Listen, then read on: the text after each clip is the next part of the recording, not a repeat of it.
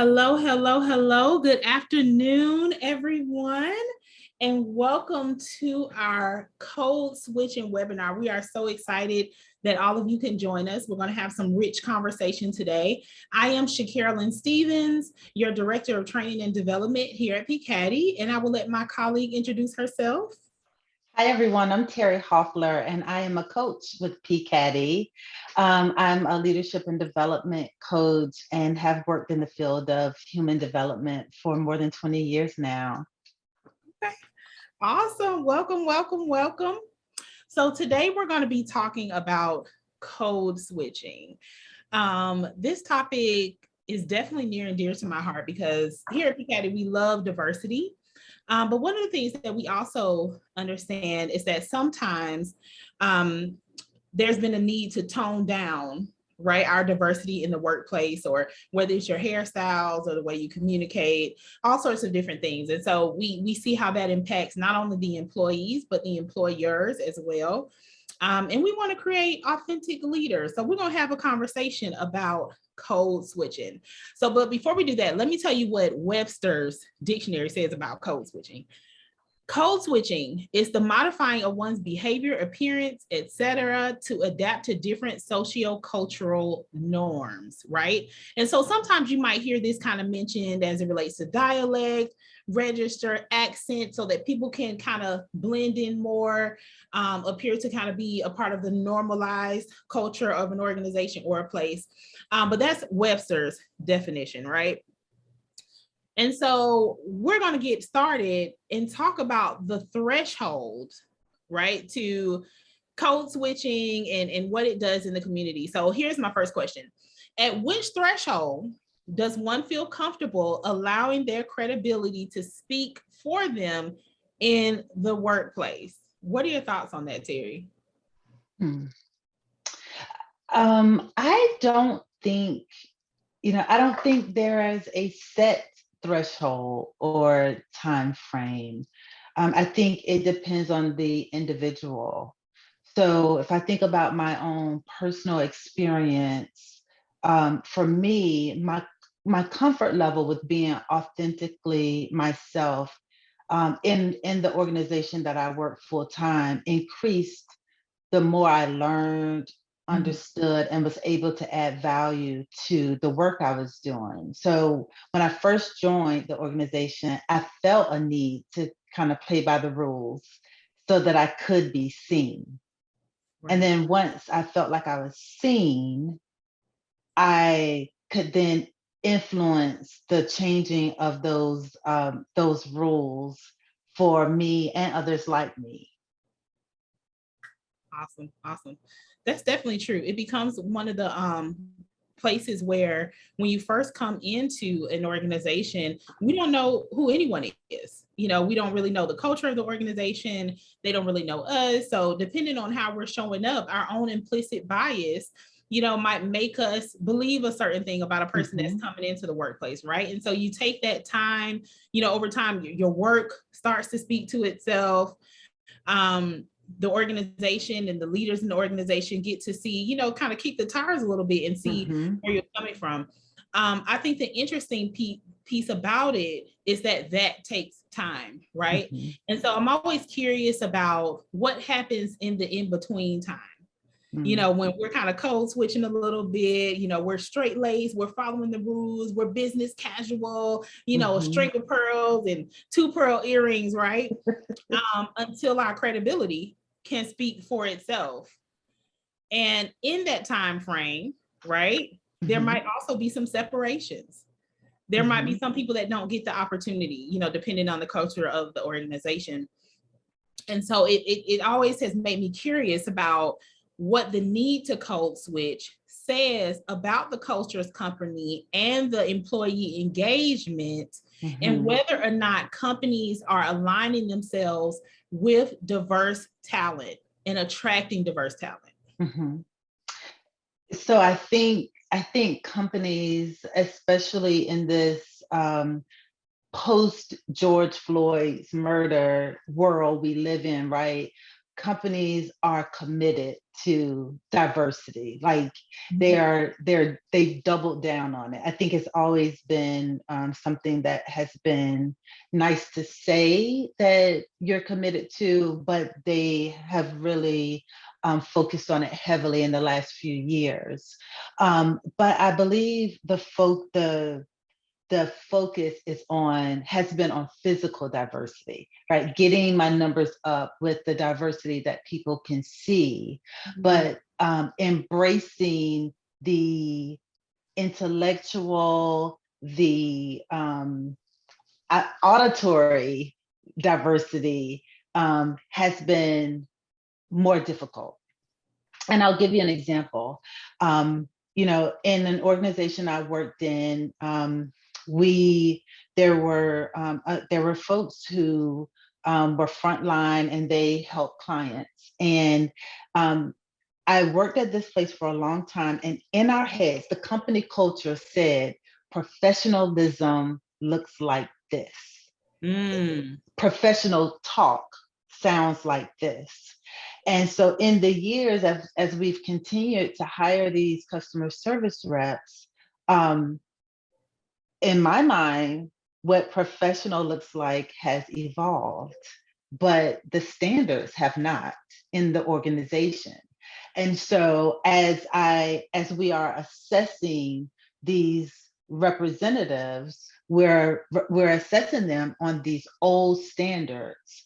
And as someone who feels like, I've gained my credibility and I'm able to show up more authentically as myself, it's my responsibility to advocate for these folks these representatives that are showing up authentically them, that may not sound like what the company says they should, but there's no negative impact to our bottom line, right? So if they are a little more casual in their language, but the client doesn't have an issue with it, why are we having an issue with it? Our bottom line is not affected. In fact, the clients find these associates more engaging. And our clients are younger and more, I don't know, hip or, whatever you would call it. And so they feel this connection with the associates that we're saying aren't professional by our standards. And so it's encouraging these company standards to evolve, because otherwise our associates feel like they're not good enough being authentically themselves to live up to the company's standards. And that in turn affects their engagement and longevity at the organizations. Right. And I think what you're speaking to is the question, who gets to decide? Who decides what's professional now? We have the Crown Act where we're talking about natural hair in the workplace. The way that we dress is changing. The way that we speak is changing. More people have access to the academy and, education. And so we're seeing different people that are more diverse, that are in organizations and are in positions that you might not have ever seen them in before, right? We have more women in different places. And so I think that's really interesting because the old school is directly clashing with the new school, right? It's kind of like, well, back in my day, we didn't wear that. We wore a full suit. I know sometimes my mom is like ready to pass out because I prefer dresses, but like when we're going to church or something, she's like full suit, like that's her thing, right? But I noticed over time, she's evolved, right? So she's like a trendy mother at the place she works, and it's always really cool. And she is very engaging. But the question is how a person might view any of us that don't come in with a full suit on, hair perfectly slicked back.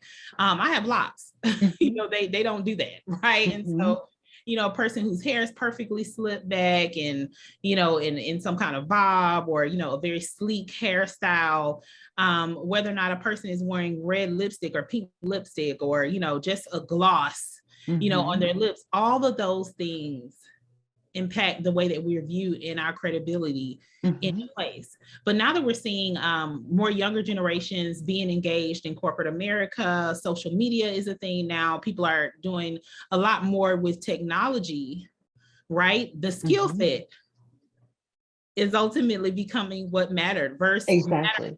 versus status quo. Yeah. Yeah. And you asked the question early on, who gets to make the rules, right? Who says what is professional? And I think that organizations, especially private organizations, they get to say what's professional in their environment. But I also know that it requires that people like us challenge those rules, right? So if you're in a seat where you have a voice, it is your responsibility to help your organizations evolve their thinking when it comes to some of those old school standards. Right. Do you think the rules vary based on the gender and the hierarchy in an organization? I do. I do. I think I do. Um,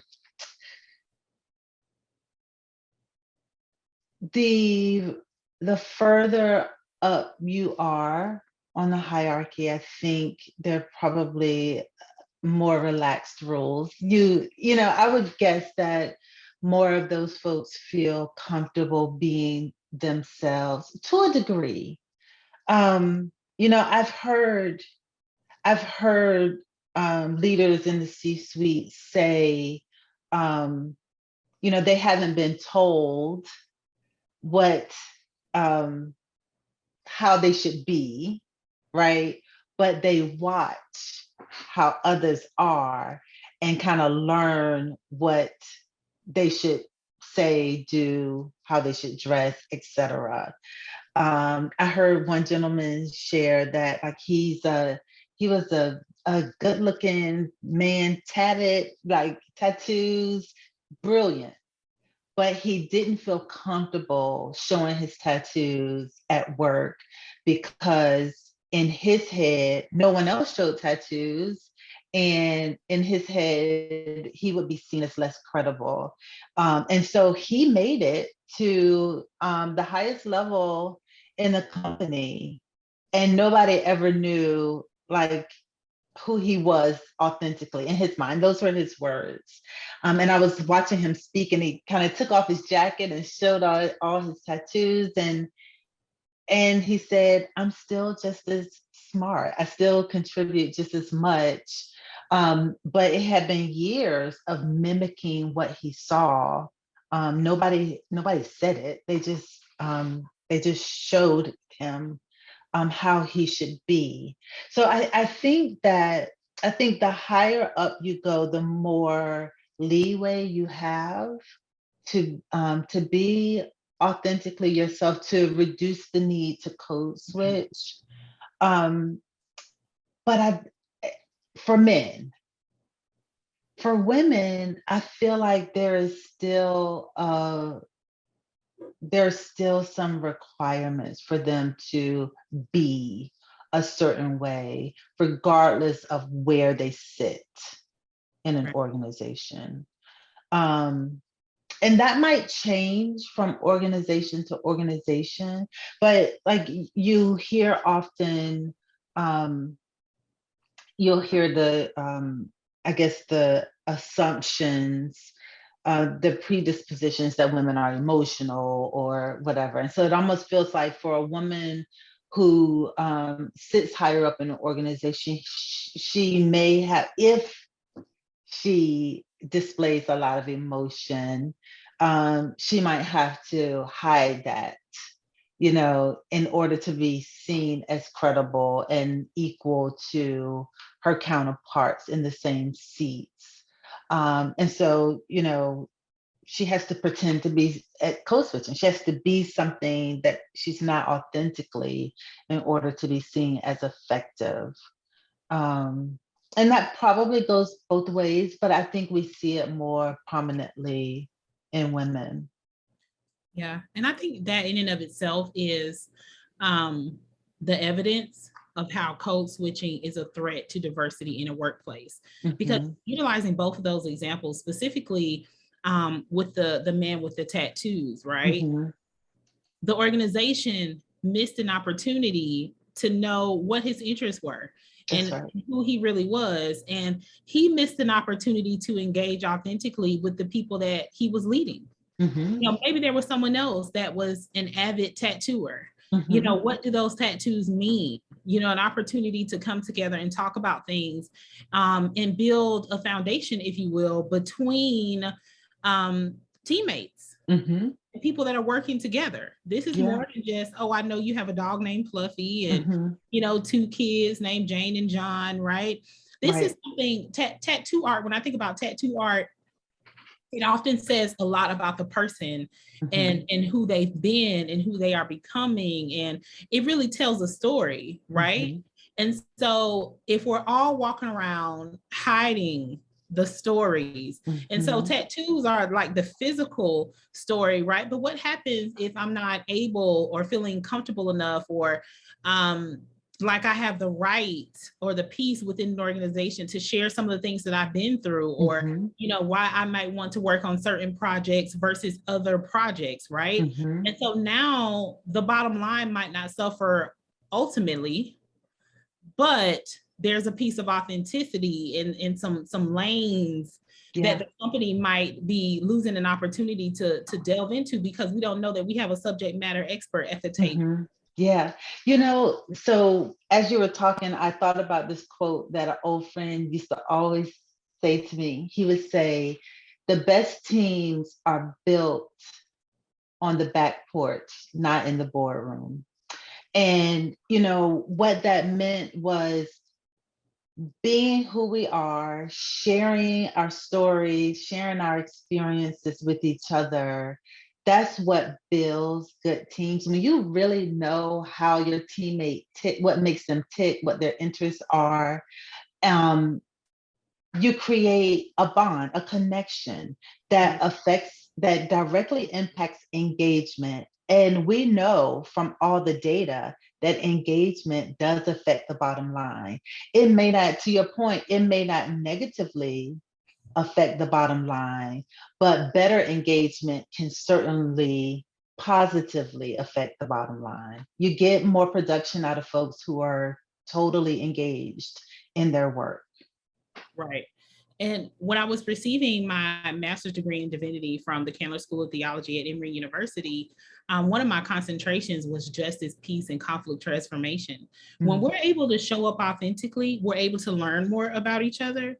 That might also speak to conflict as well. You know what a person takes to move the team forward, but you might better understand what might be said or done to make a person disengage, right?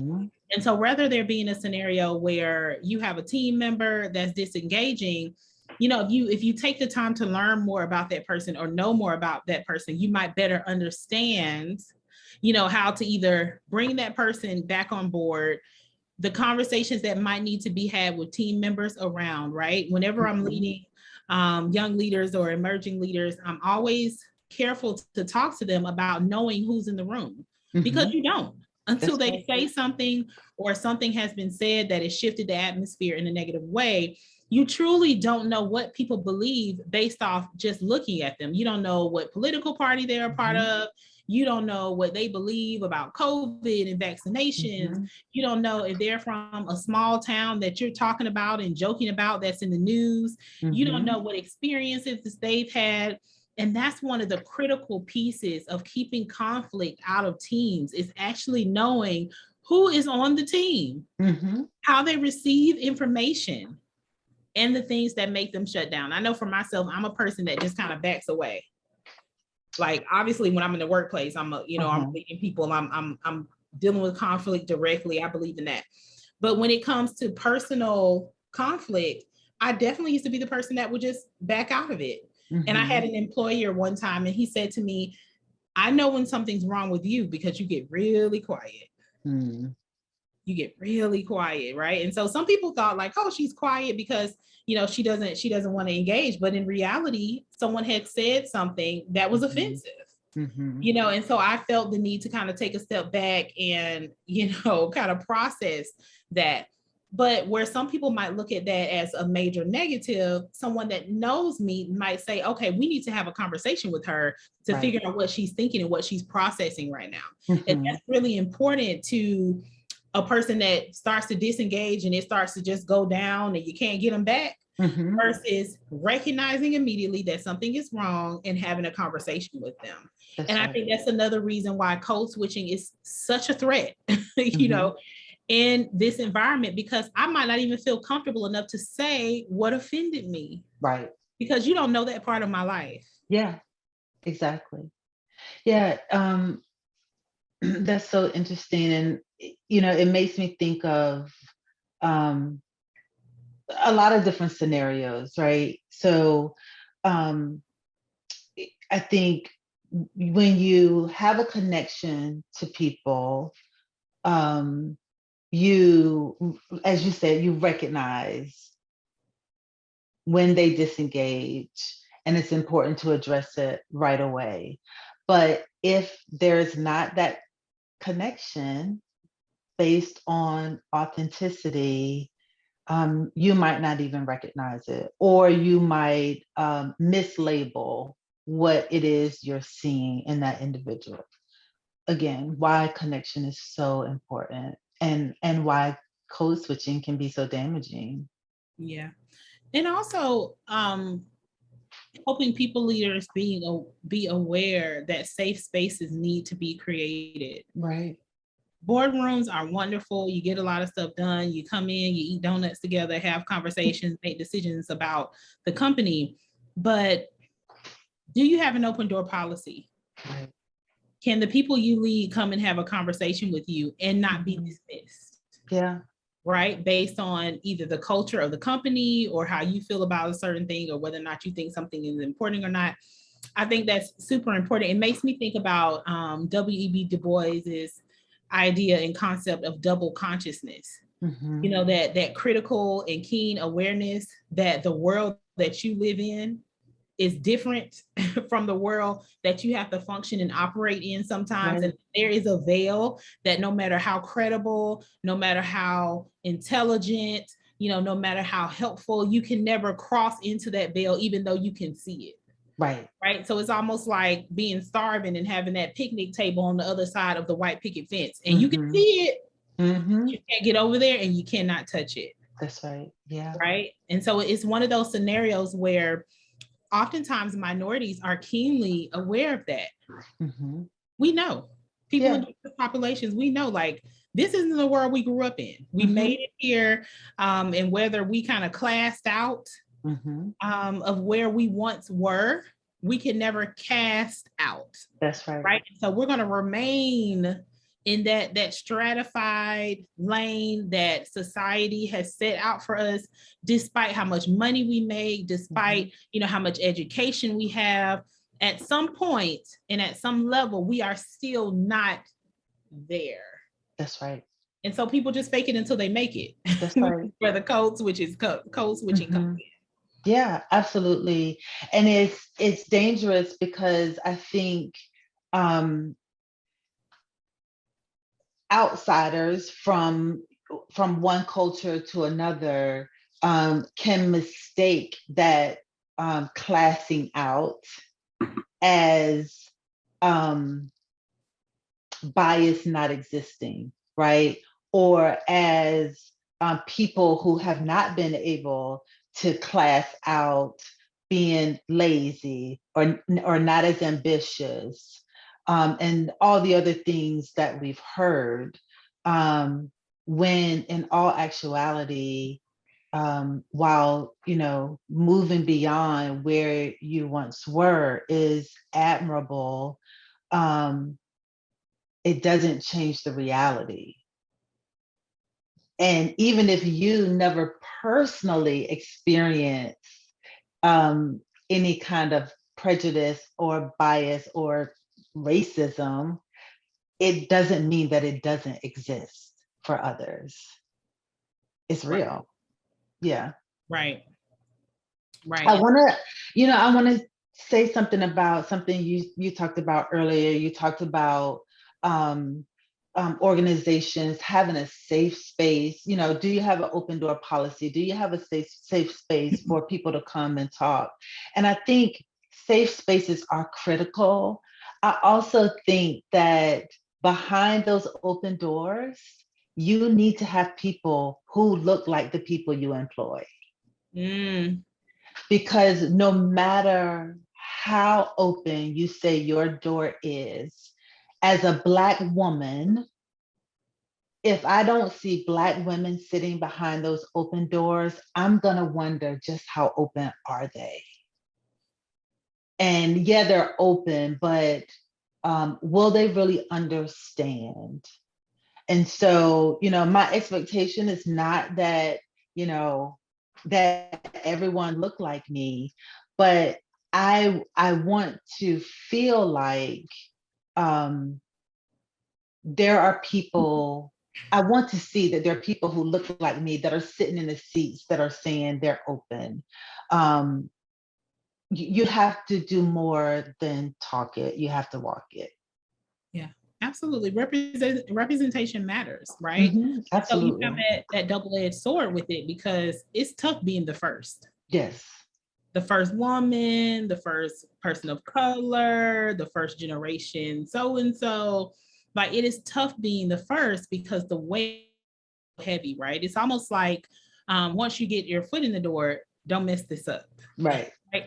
And so you get in those scenarios where you kind of hear the sayings like, oh, you're Black, but you're not like Black like that. You're not like other Black people, or you're a woman, but you're basically one of the guys, like you're just like one of the guys. Or, when you hear those phrases and those sayings that close the door just a little bit. Sometimes people don't even understand that, those sayings that we have and how they impact the people that hear them, or what they mean. We have diversity in communication, and what does this stuff come to? We have some people that are very sweet in the way they address conflict and conversation, and there are folks that are really lean into that. And then you have some people whose families are just, hey, to the point, this is what I said and this is what I meant, right? And then you have some pieces of language and vernacular that mean nothing to some people that you might be leading, and then it's everything and more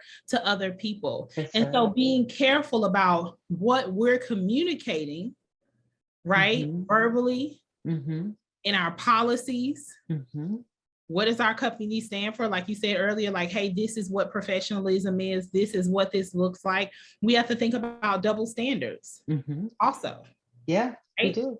So whether or not, one person wearing a dress looks very different than another person that might be wearing a dress, and it's like, oh, this person ends up getting sexually harassed. That person is like, oh, well, it's appropriate. Fine. It's okay.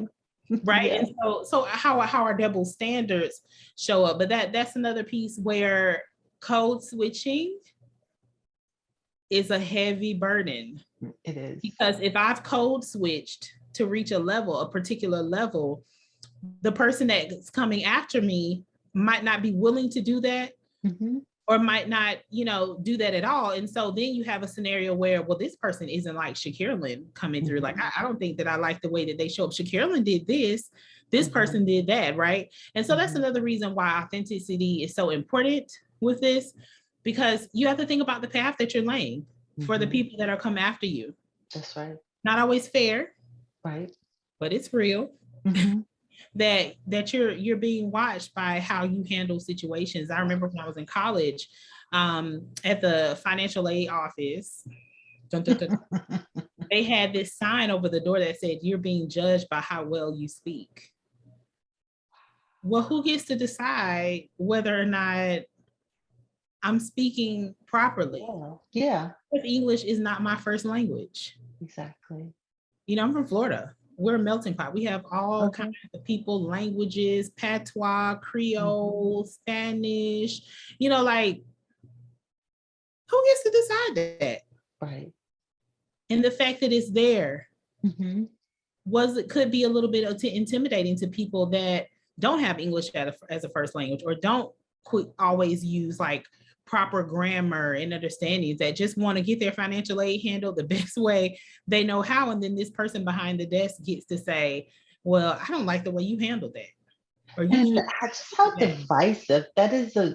It's such a, like, a sign that literally says you're being judged in a educational institution. You're being judged on being different.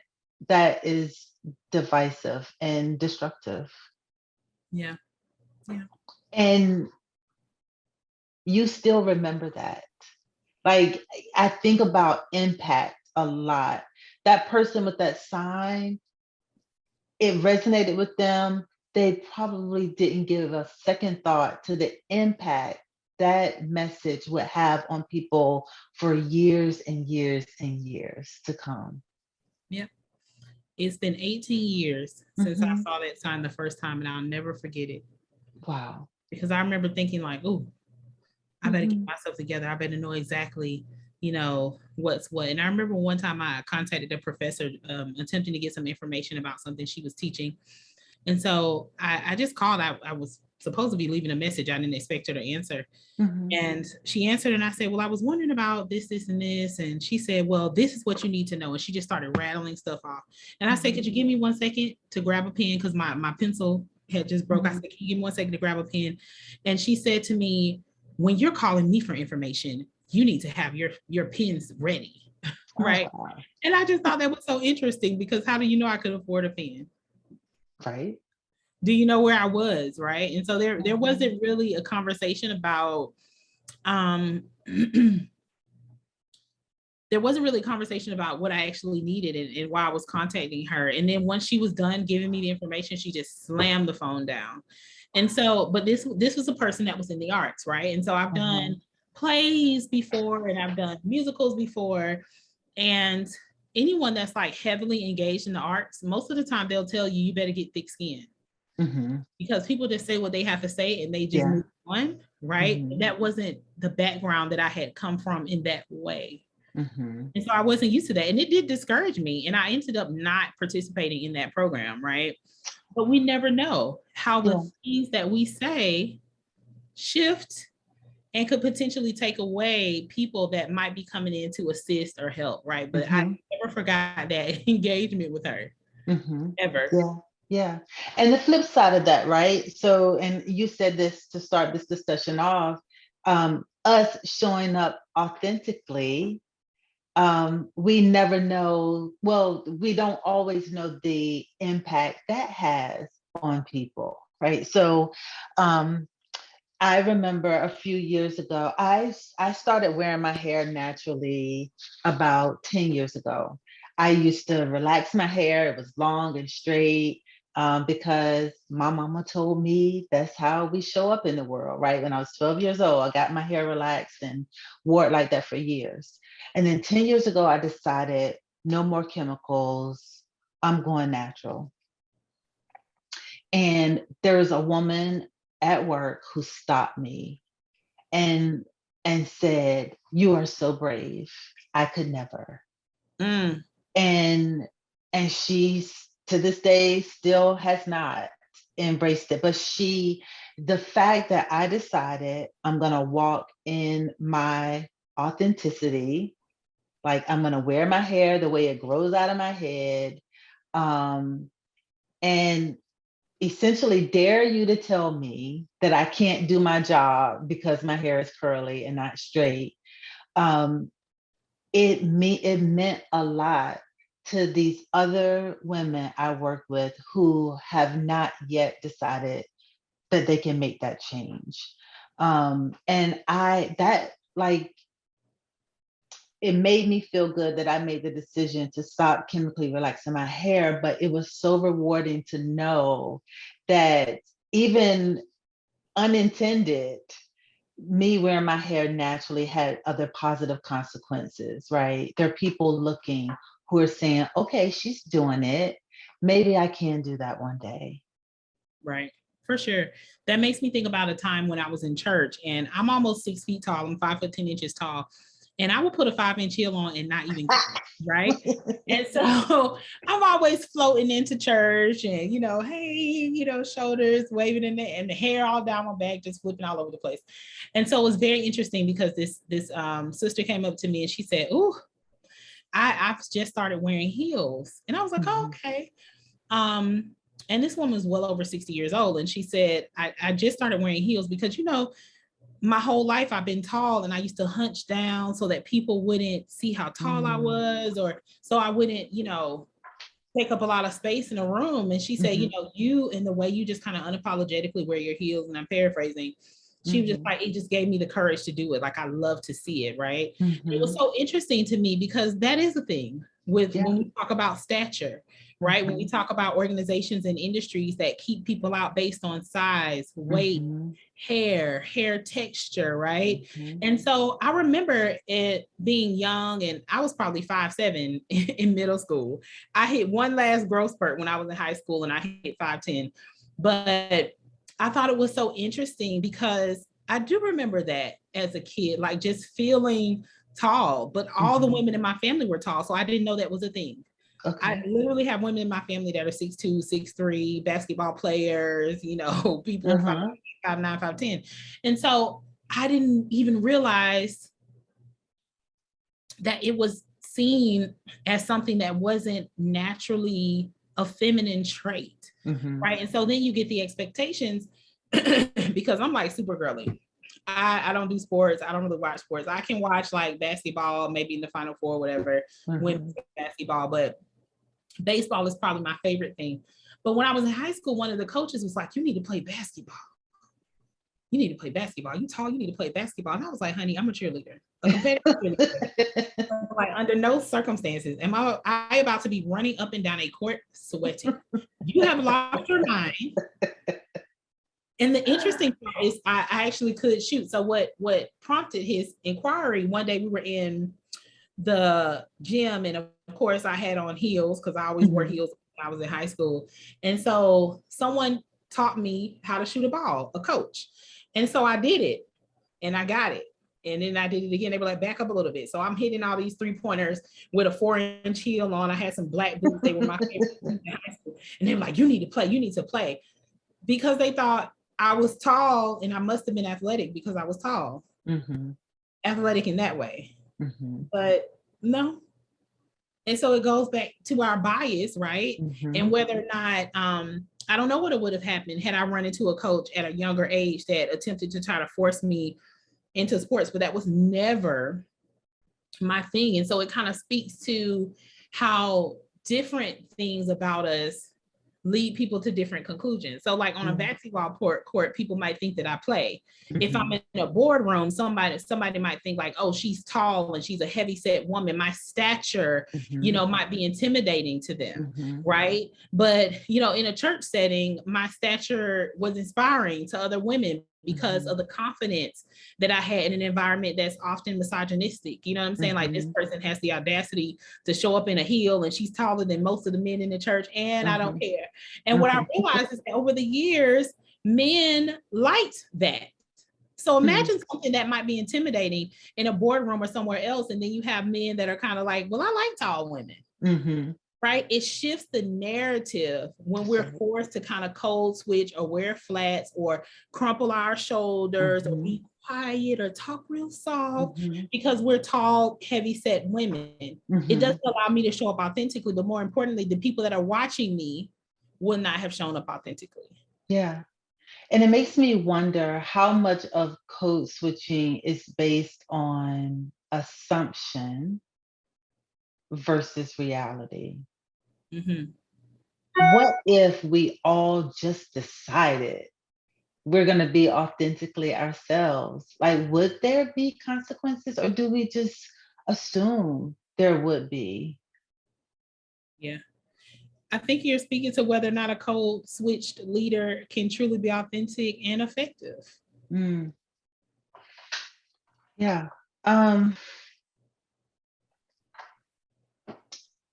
I have a lot of varying thoughts about this, because I think that, we've been talking all along about the rules of engagement when you work in an organization, and that, so I think that a leader who code switches, um, I think they can be effective. I don't know if I could label them as being truly authentic, but this is why, because I feel like, you know, this idea of showing up as your authentic self is noble. It is. The idea is noble. But we have lives we have to live, we have bills we have to pay, we work for other people. And so I think that what I advise others to do is to show up as authentically as you can within the parameters of who you work for, right? So, the Terry that you get when I'm with my girlfriends is not the Terry that you get when I'm at work. There's a different level of authenticity, because of the space that I'm occupying, right? But the core, the core of my authenticity is the same. So the fact that I'm honest, the fact that I'm spiritual, the fact that I have a unique perspective that I'm always willing to offer, the fact that I'm a leader, that I value gratitude, those things are the same. Like that at my core is who I am. And no matter what space I'm in, that's how I show up. So that is me authentically. The expression of that is different depending on where I am. Yeah, I definitely see that. I think you're really kind of speaking to the values aspect of this. Mm-hmm. When you know what your core values are, you make that decision, whether you're angry, upset, whether you're with friends, whether you're in the workplace, the values don't change. But like you said, the expression is different. Mm-hmm. I think a code switch leader can be effective. Maybe not as authentic, but I do feel that that is a very personal response to what you're called to in an arena, if that makes sense. Yeah. So like for me, I know that I'm a fixer. I know that people call me into organizations to help with infrastructure, to fix things. I also know that once I'm in organizations, I'm typically the person that doesn't have a hard time challenging. You know, when I got my first master's in coaching in positive psychology with concentration in coaching, one of my favorite professors used to always talk about challenging and not just going along to get along with your clients. And so when I'm in an organization, I don't mind saying like, there's a hole over there. You know, we might want to fix that, because at the end of the day, if we don't plug the hole, the ship sinks. I'm on the ship, right? And so I truly feel that there are some people that make their way into organizations and in spaces, and they're paving the way. Yes. There are some people that make their way into organizations and spaces, and they are there to educate others, right? But then there are some people that just make their way there, and it's not our responsibility to put a responsibility on them to make it a safe place for others. Right. And I think that's when you talk about the burden of being the first, right? But for me, I think for myself to show up and be truly authentic and effective, I'm not able to switch the code. I have to go in just as myself, just as a Black woman who is tall and likes all sorts of girly things, and doesn't mind loving on a person and correcting someone, right? But absolutely. One of the interesting things, I feel like, to the point of being a fixer, I'm such a loving person that if I'm saying something, people know like something really must be wrong. Mhm. But I also say things in a way that they can be received, and I also say things with love, and I'm also open to having conversations. And I Mhm. think that's the important piece of it. So I don't get the opportunity to go in there and switch the Mhm. code and just be sweet and, hey, that's not my problem, because Right. that's not who I am. By nature, I am a fixer. And if we're going Mhm. to address something that needs to be fixed, it has to be addressed. Yeah. And that links back to the conversation we had earlier about, the most effective teams being built on the back porch. When you have that bond, that connection, when you truly authentically know one another, um, it makes delivering those direct messages easier, right? Because they know Shacarolyn's heart. They know Shacarolyn's intent. And so even when you have to be direct and specific about a gap somewhere, they know that it's coming from a place of love and not a place of criticism. And so again, just the importance of how authenticity breeds stronger connection. Yeah. And I'm also a person that believes in narratives as well. And so Mhm. sometimes I can lean into some tough places, because whether or not we're in a leadership position or not, our lives are still happening outside of an organization. Mhm. And so often with clients, you realize that there are personal challenges that might be hindering them at work. And so I believe in the power of a narrative, because if I come to a woman that's in an abusive relationship, or I see a bruise or something on someone, I can speak to her in a certain way because I've been there. Right. And Mhm. so that's a conversation that you have. And it's something that's often been kept out of workplaces, like, oh, we want to keep our personal stuff out and, this and that and the third. But we're in a space now where mental health Mhm. is in the forefront.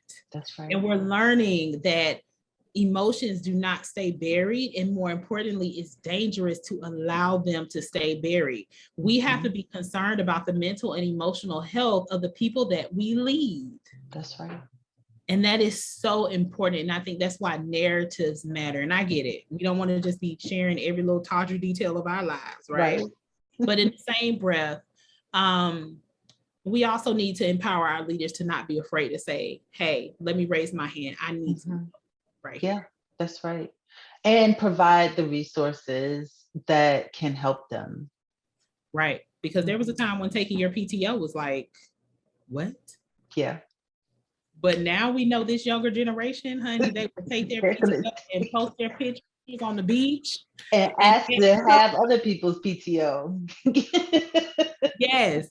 And I think it's such a beautiful thing, because Mhm. I think that old school generation is realizing, like, wow, I worked, I built an impressive portfolio, but my life passed me by. Yeah. Mhm. Nowadays, you get to live your life and build. Yeah, And I think absolutely. that's so important. Just being authentic and say, hey, this is what I need. That these are the Yeah, negotiations. Like, I need this much PTO. Like, yeah. I had so many younger clients that'll say, I would rather get paid less. Mhm. I can get more flexibility with Mhm. my schedule. And so somebody's on the beach in Aruba taking a meeting, and it's okay. Yeah. And they're showing us, the older generation, that it can be done. Like, I Mm, can still take my PTO and be effective. I can be a boss and still take vacation. yeah. My life doesn't have to be defined solely by the work I do 9 to 5. Yeah. Yeah. I think if I had to kind of bottom line and then sum it up to that point, I would say that code switching is a double-edged sword. Mhm. Um, in the fact that on one side, it's a form of self-care, because you're not Mhm. always explaining why you're different or why something's an issue. Mm. Um, but on the other side, it can be a challenge, because authenticity is so important when you're talking about longevity with an organization. Yeah. Yeah. Sanity, Mhm. being able to not have to wear the mask every day, all day to work. Yeah. That really resonates with me.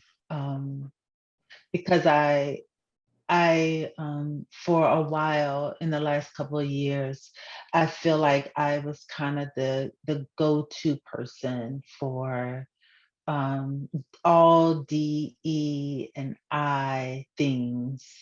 So people were coming to me with questions for my perspective. Can you help me figure this out? And I felt like I crashed and burned on the DE and I front. Like I got to a point where I don't think I can handle it like I don't like being different anymore. I just want to blend in with everybody else.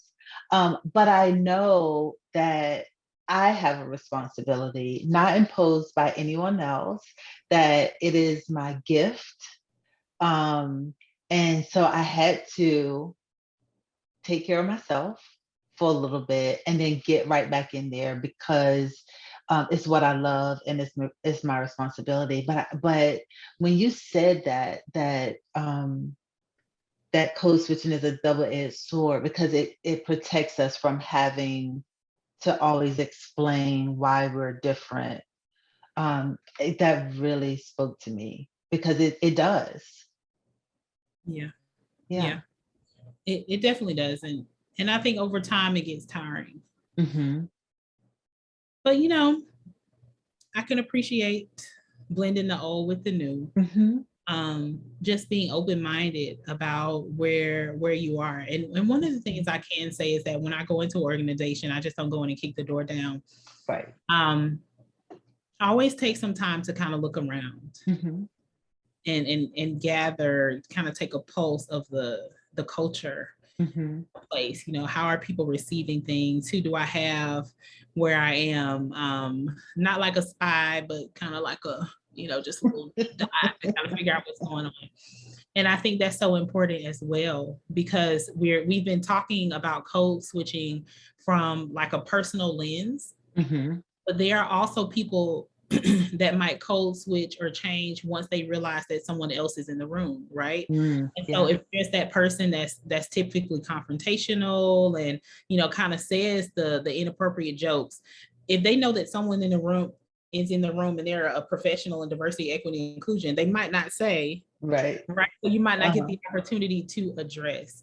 And I think that's why it's so important when you come into spaces to kind of take a pulse, but also do that so that you know how to be effective in the space, if That's that right. makes sense. Mm-hmm. But I have totally enjoyed this time. Do you have any closing thoughts, Terry? Nothing unique. Again, what you said about code switching being a double-edged sword is probably what I would like folks to walk away with, that it can protect us, it can also free us, right? And I guess also knowing that in the perspective that it protects us, code switching, I think code switching often has a negative connotation, right? But it's not good or bad, it just is. Our goal should always be to strive for authenticity. But if you are in environments where your code switching is about self-preservation, then do what you have to do to save yourself. Right. Yeah. For sure. Well, thank you to everyone that joined today. I hope that you have something that you can take away from today's conversation. Please don't forget to follow PCADDY on all of our sites. We're on Instagram, we're on LinkedIn, all different places. So make sure that you follow us and keep up with our webinars and our lives that we have going on. This company is very focused on diversity and inclusion of the positively diverse leader.